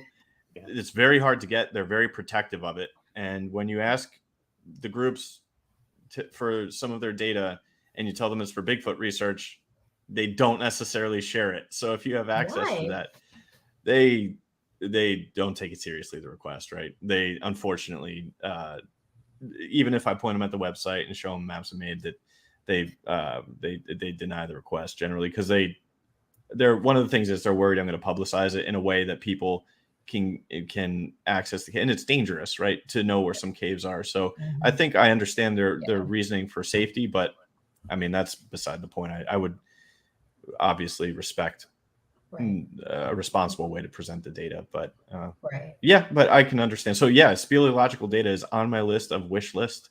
Hard to get. Oh, interesting. Hey, Joe. Just want to say hello. Jesse's at work. So they're getting some cool stuff. They just did some really cool things with some thermal out of West Virginia that Steve did with Joe Purdue, and Jesse and Joe from Hellbent were down there. If you guys get a chance, take a look at that. That was on Sunday night. There's something upright moving that was it's hard. I mean, it's probably some of the best thermal I've seen. As long as it's not in a sundress. Yes. Before Kristie hits that, though, you know, that's kind of almost like a conspiracy. You know, we joke about the conspiracy stuff, but you mentioned having relatives in, law enforcement and stuff like that. Yeah. Did you get the standard corporate answer from that particular agency that they released one Bigfoot and one mountain lion together and one Bigfoot and one wolf together by any chance? I'm not sure. Do you ever ask him what their stance, that agency's stance was on Bigfoot? You'll be interested, and he's going to kill me, but I never got an official answer. However, I can say that every new article that comes out, I have multiple family members that are in that agency. Them and their friends send me the link to the newest Bigfoot sightings. So I don't know what that says, whether they're just sending it to me or not, but I take it to mean they're interested at the very least. So I don't think I'd get an official answer from them necessarily. And they've got on a serious note, they're historically known for not acknowledging like mountain lions. There's been in New York State, wolves is a great example, even though we now know that there's at least 2 examples. So I don't think I'd get the answer I'd be looking for anyway from them, but it is fun to kind of tease them from the other side of the fence. You know what I mean? Yeah, I asked once, and that was the first response, and then 2 years later, from 2 other individuals, got the exact same response. So yeah, I'm going to ask now. Now I'm going to ask officially now and see what the response is. And I see London's working that thought. So Kristie, I will hand over for you. I ain't doing nothing.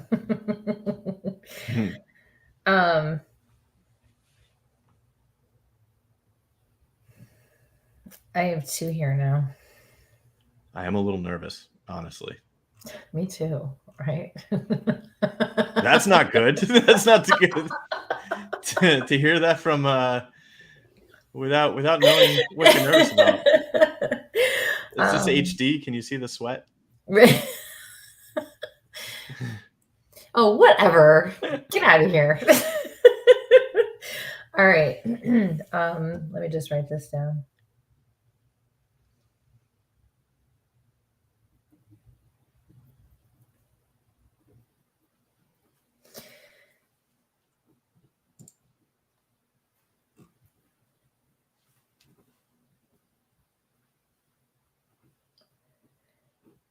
Okay, so the first gentleman who came in earlier, like halfway through the show, he's taller, and I would say he's leaner. He only showed me what he wanted me to see of himself, but I could see a dark just silhouette of him. So he was there. So first he was like over here on the other side of the room, then he was over here, and then he was over here. Like he just kept moving, almost like, I guess I didn't really think about it, but the more I'm doing this, the more I feel like he was surveying and observing more than anything. Taking it all in is what I I'm kind of hearing. So he let me see like a little bit of his hair. I feel like he was good looking. Like when I looked at him, he was easy on the eyes. He was nice to look at.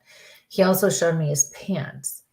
His pants were pleated, and they're very much like what my one grandfather used to wear. From like, I feel like it's the 1930s or 40s. They would wear those pants. They were little, you know, like newsies, but poofier, right? And at one point, he kind of just leaned like he was leaning up against a wall, and he, you know, crossed one foot over the other, and he was just standing there. But he has a pipe. And the pipe was smoking. And then eventually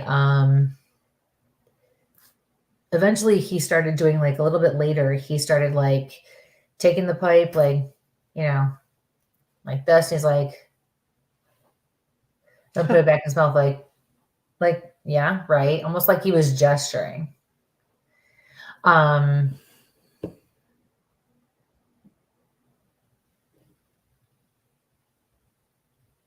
He wasn't talking to me at all. And the way that he comes through tells me that he was unable to communicate either effectively or at all at the time he passed. I do feel like this is a grandfather. It could be a great grandfather, but I feel like it's more of a grandfather. I also get a strong connection to the mother. So I feel like he was probably on the maternal side. Or if that's not the case, he thought of your mother more like a daughter if he is in fact your father's. Just at this point, because I have more, are you able to validate any of this at all? Even if it's not yours. Oh, no. My grandfather was tall and lean. And I'll share a story after. You just made me remember. But hold on 1 second. Yeah. Because I have more, so I don't want you to tell me anything else but thank you. So this is your grandfather I'm describing? It could sound similar. Yeah. Okay. So, yeah, I wrote down that he is a strong, silent energy and he's very observant. Would that? Oh, yeah. Okay. Thank you. Popcorn. How do you connect with popcorn? It may have nothing to do with him. No idea. Popcorn. Okay. Very strong. Okay. I know nothing about you. I've looked up nothing about you. I feel like you have a son. Not that I know of. So this will be a surprise. Okay. So however, my wife may be pregnant, so that's we're waiting to find out. So I hope my family doesn't watch this. So that's really, I'm so sorry. Well, now I'm just going to start thinking of boys' names. So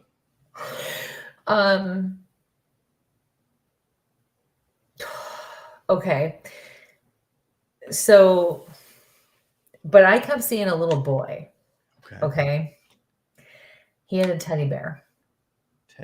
Okay. So the other thing is, and potential congratulations, by the way, she is indeed.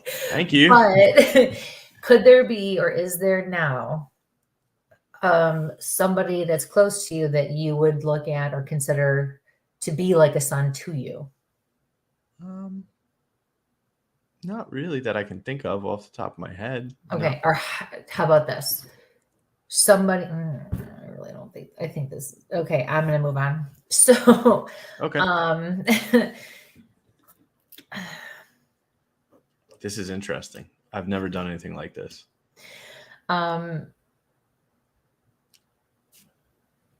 Without getting into too much detail, your grandfather's message to you, number one, he wants you to know that he is definitely always around you. And he, with the work that you do in the limelight and behind the scenes, there's something you've got going in your head. There's a project or something you want to go after and do, and you're hesitant or you're not sure if you should pursue whatever this is. He says, go for it.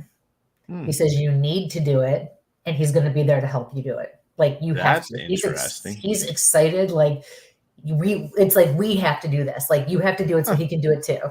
Okay. Okay. And I feel like this is more for like the behind the scenes stuff that you like to do. And then I got a P, like for a Peter or a Paul, something like that. So how do you connect with P? I have an Uncle Pete. He's still around. So okay. Would this be any connection to the grandfather that's coming through? No. Okay, and that's okay. I could have been picking up on more than one person. Not that I know of, right? I don't know. Okay.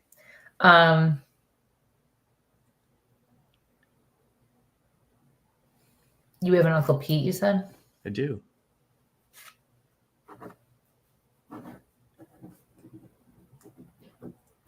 Pete.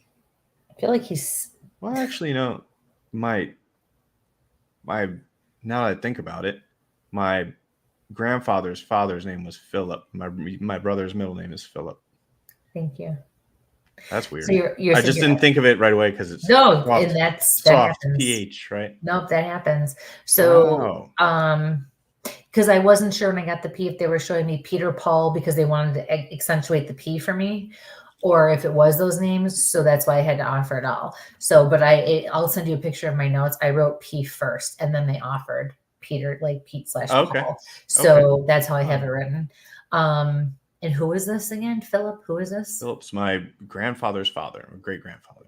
The same grandfather I'm talking about now? Yeah. Okay, so now that I know this is not the grandfather's name, what is your grandfather's name? The gentleman who's with me. Richard. They called him Dick, believe it or not. That was his nickname. No, I believe it. The reason I'm laughing is because it was my dad's name too. Is it? Okay. All right. So your grandfather was a gentleman.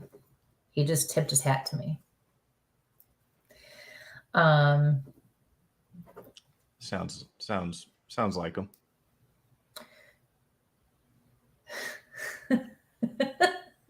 He laughed and said I was a real ladies' man. I feel like he in his own head would think that, but truly he was not. Like he didn't. He really because he started laughing when he said it. So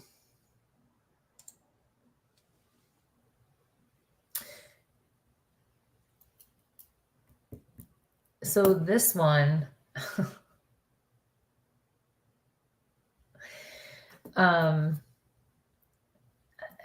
I had a different man come in, and your grandfather, Richard Dick, is coming through, looking like he's, I'm going to say late 40s to mid 50s. That doesn't mean you had to pass them. They can come through looking however they want. This other one though, he's shorter. Okay. And I put him in 20s or 30s, and I feel like he was younger, like maybe in his 20s. Mm-hmm. He's dressed almost like you'd see the younger boys dressed back in those days, where he has the actual like knicker pants, short pants on, and he's got the little newspaper hat. Yeah, like Newsies. Yeah. Uh-huh. Yes. Yeah. How can you connect with that? Does that? I really have no idea. That's okay.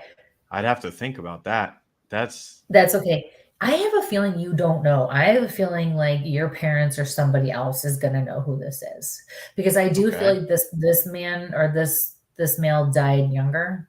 I don't think you know, but here's the thing. So I went back and forth between your grandpa and this other gentleman who's here now, or who came in second. And what I saw, they both showed me like not a 3x5, but what is it, like the 5x9 or something like that, pictures in a frame on someone's table, like a nice table in a hallway or in a living room. So I want to say both of them were telling me they know there are pictures of them out on a table like that somewhere. But what does that mean to you? What kind of connection can you make with that? The only thing one of the things we did recently, I got married in October, and we put pictures of all of our family, everyone who had passed. We put them in frames. So here's the thing, your grandfather, because your grandfather, although he's presenting to me around like mine and Mike's age, looks like, like middle-aged, he showed me, and then he showed me that he aged and he was elderly in this picture. So, and he had whiter hair. Yeah, what hair he had left, was white. Okay, so it was whiter. So like he showed me that he aged. So like how he was presenting now and how he is here is not what he looked like in the picture that was put out. And actually he's showing me that the color of the frame looked like more of like a maple color, like the maple wood color. Yeah. They were all wood frames. Yeah. So know that he knows. Wow. And he's like patting his heart going like this, saying like he truly appreciates it. And he says, I've always got your back. That's very and something about reading to you when you were little. Yeah. There wasn't a book he didn't read. I was going to say, honestly. I know that sounds very generic, but but I can tell it's special because even my grandfather, who just passed last year, that's like one of the memories I'll always have of him. You know, I have certain memories of him, certain memories of my other grandfather. My other grandfather didn't read to us. We did other things with him. This grandfather, there were certain stories he read to us every time we sat on his lap. He read our backs. It was awesome. Like that's even through high school, he would give us books to read. I mean, that was his thing. thing. Books were significant. Very to him. Very. That's awesome. It's crazy. Awesome. He says, I love you. I love you too, Grandpa. Glad to hear that. Very happy to hear that. You talk to him. Huh? You talk to him. Whether it's in your head, whether it's out loud, you talk to him. You acknowledge him. Yeah. So he says, I hear you. He goes, but could you tone it down a little bit and maybe watch the language? I'll try. He's like, you talk my ear. I can hear you. You don't need to yell. That's funny. I do think about both my grandparents quite a lot. Yeah. Awesome. Yeah. So that's it, my friend. What? That is mind-boggling. And then try to add that to Bigfooting on top, where she points us where we're going to go. I've never done anything like that. First off, thank you for doing that. I can't imagine that's doesn't take a toll. Thank you. That's very beyond my understanding. I will certainly say that. Oh, I'm very grateful to hear that. Yeah. Crazy. All these so much. I'm so glad this is recorded because I'm going to replay this over and over and try to understand it. Sorry. We'll talk later. But yeah. So yeah. And I will send you a picture of my notes if you can read them. I would love that. Thank you. I will share this with you. You reminded me of a story. My grandfather and my grandmother both passed on the same day. My grandfather, Richard, actually said he could hear his wife calling him, and he decided to pass that same day. They had their funeral together. They were buried together. So, can I ask what the date was that they passed? Because I'm being told to ask about the date. It was in August of 2013. What was the date? Do you know? I think it was the 16th. Okay. What were those numbers at the top of the show? Oh, 1 and an 8. Because I'm being shown 28 right now. What's 28 mean to you? That's a good question. I don't know. So it may come to you later. So 28. Yeah, I can't say I was mentally 28. prepared. I was not mentally prepared for these kinds of questions. I know. And you know what? People come when they come for readings all the time and they know they're having an appointment. And it's the same. You know, they just all of a sudden they're like, I wish I would have written it down. Now I have 100 questions and now it's just gone, you know, because it's a lot to process. It's a lot to take. Yeah. Yeah. Yes, it is very much. I'm kind of dumbfounded, really. Like speechless. And that is, if you know me, not something that happens frequently. True, honestly. Oh, wow. Well, tell your wife to chillax too. She's pretty cool. I can tell. She is very cool. That's why we're married. Tell her to chillax. She's very supportive, very married. And I will tell her, Kristie says to chillax. Yeah. And I don't know why they're saying it like that, but they are. So, and those are her spirit guides. I have to be specific. Her spirit guides are being said that. I will relay that. Happily. This is great. This is congratulations on just getting married too. How fun. Thank you. We New Orleans New Orleans wedding in October, and couldn't be happier. It's great. We actually got a piece. One of my wedding gifts. There's a famously haunted hotel there, and I forget the name of it. My wife would kill me, but I'll let you guys know after the show. Randomly, we got an Uber, and the Uber driver had worked in the haunted hotel. And as a gift, he gave us a piece in a frame from the restoration of the hotel. So we have a legitimate piece of the building in a frame so cool. that we got as a wedding gift after the wedding from somebody random in New Orleans. How cool. Very cool. There is a good one up there that people have gone. And I know another group just went not too long ago to some hotel up there. People do, and I can't think of There's the a lot. name. New Orleans is famously extremely haunted. Yeah. I know. I need to get there. I was there when I was like 6. Now I need to go again and do this. Yeah. You might enjoy it a little more now. Joe, if you're still in the audience, I know he and Jesse were down living in New Orleans for a while. He might have that, and they're paranormal guys when I first met it. Well, actually, I met them through the knife community. I'm honestly weird. We started with the knife community and ended up in the Bigfoot community, and it's just a whole nother weird. This is blowing my mind. I never expected to do a show and then wind up sitting here dumbfounded like this. I have that effect on people. I'm sorry. The comment from John. Okay, guys, time to look Scott's brain. Kristie, when was the last time we've talked? It's just there. Lafayette. Oh man, that's not fair. Yeah. Okay. That's where my wife is from, Lafayette. Oh, very cool. Yeah. I love it. Yeah, we have to get there. That would be awesome.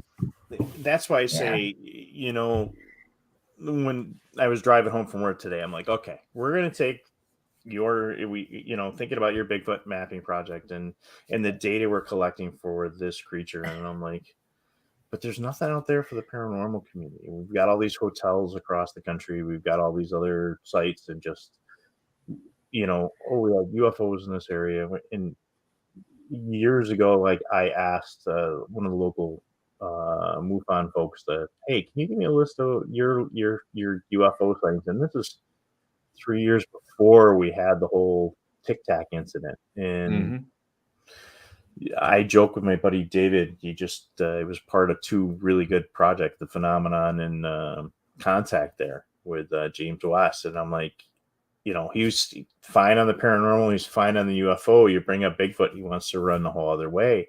But I sat him down with Paul Bartholomew recently. I'm like, well, why don't you guys take your list? Because you, especially being down from the Hudson Valley. Yeah. I did an interview for another podcast, and they're busting my chops about Bigfoot. And then both my parents will tell you they saw one the year before I was born. It's famous. It's actually been referenced on the Hudson Valley, the UFO site, big triangular. Right down to Taconic. Yep. They swear. And they were in Westchester, right? Which right off the Taconic, right? And they swear. Both of them will tell that story. It's very interesting. And that was just it. It was the host is like, well, yeah, you and Bigfoot. Well, and then in 1976, my mom and I were driving on Taconic, and I'm like, yeah, okay. How close were you to Nuclear Lake? Where were you here on this? And how many sightings were along that stretch? Yeah. That we have, Champ. We have maps, whatever. And it's, again, folks, if you're going to collect your data, map it out. And now, one of the reasons I think you asked me earlier why I haven't done a paranormal a sister site, and I think I'm very passionate about Bigfoot and wildlife and being outdoors, and I don't want to come across as dispassionate or opportunistic and just throw it out there to do it. I think I'd like to be able to put real energy and real thought into the project. And I haven't built an interest in that. Yeah, I'm not passionate about it like I am about Bigfoot. So that's why I haven't done that avenue. And I mean, it's a great idea, but I don't think I would want to do it well. And the saying is do one thing and do it well. And that's what I'm trying to do. So when we find Bigfoot, I know what my next adventure is. Well, and like you said, data collection is huge, and getting all those data points and getting them in there. And that's what we, all of us have played around with that other group that Amy runs that we've talked with. And we've had Amy on. I think Amy is one of the best people on the planet. Yeah. Period. she networks people, and that's and don't worry, she did it to Amy too. She does the star, I guess. Spin us down. But folks that are listening, and that data is important. So I put Scott's website on there, but you're on Instagram, you're on Facebook, right? And the app, I mean, it's in the different Play stores and stuff like that. It's great. And I know you've got a lot of folks that have been looking at historical data, and they're giving you good historical data. They are. It's only gotten better. I've one of the things I thought to do, and I'm trying to, if I can plug it, it's very new. It's a new idea. I've created a new survey for researchers specifically, so that people can follow along in the map with one of their researchers that they're interested in following. And I think the map would be a nice platform for somebody, I don't know, that's in the field to share in a new context, right? Not just an Instagram or YouTube post, but I think people could actually follow along on the adventure and learn through the map with these folks. So that's one thing that I just you're in the chat that I sent out to everyone. So I'm curious to hear how that goes from everyone's perspective, but it's very new, and I'm excited to see how people utilize it, because it hopefully opens up a new medium, pun intended, for researchers. Like it, love it. Yeah. I think it's awesome, because you get somebody that's traveling like Alexander Petikoff. Where are you guys going? Like I said, I use your map to kind of, where am I going to plan my trips? Where am I going to go? Okay, well, there's some sightings. I can go down through here and go through the URA, or I'm going to head down and see Larson and those guys down there, or catch Eric Altman in Pennsylvania. Well, what's my trip going to be? Down that way, or go stop over and see Ryan, and it's just an awesome way of looking at things. It used to be, I had everything on Google Maps, and with, Android Auto, I could kind of drive, and we could, pop our points in, but it just fills the whole screen. So having this and having the app, and you just keep going. In the app, you can put yourself in the app, your GPS location. So it's just like any other mobile app. You can see a little blue dot on the screen and you can navigate that way. One thing about the app is people are going to ask, because you've mentioned it's on the stores. It is $1.99, but I hopefully justify that pays to keep the website running and the software licenses. That is what it's for. And an added benefit is it keeps the trolls out. Trolls are notoriously cheap. So if they have to pay for something, they're less likely to disrupt the environment. So I think $1.99 is quite reasonable, considering it's not a subscription. It's not a subscription, but it does help. It really does. I just renewed all the software for 2023, and it adds up. But throughout the year, the apps. I mean, you guys know you use a lot of software, StreamYard, etc. I have the StreamYard. I have a website. It's expensive. Yeah, so it does help keep the lights on, and I am grateful for everyone who's bought the app, because it does help keep the project alive.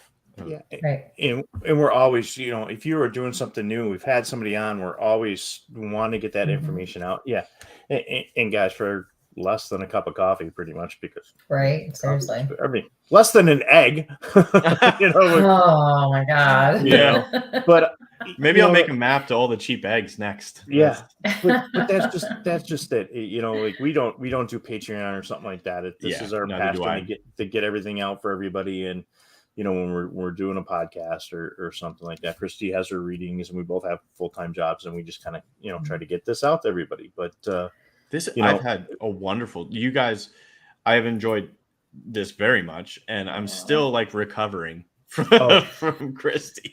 I'm not gonna lie, and we're gonna have to kind of wrap it up there on the 2-hour point there.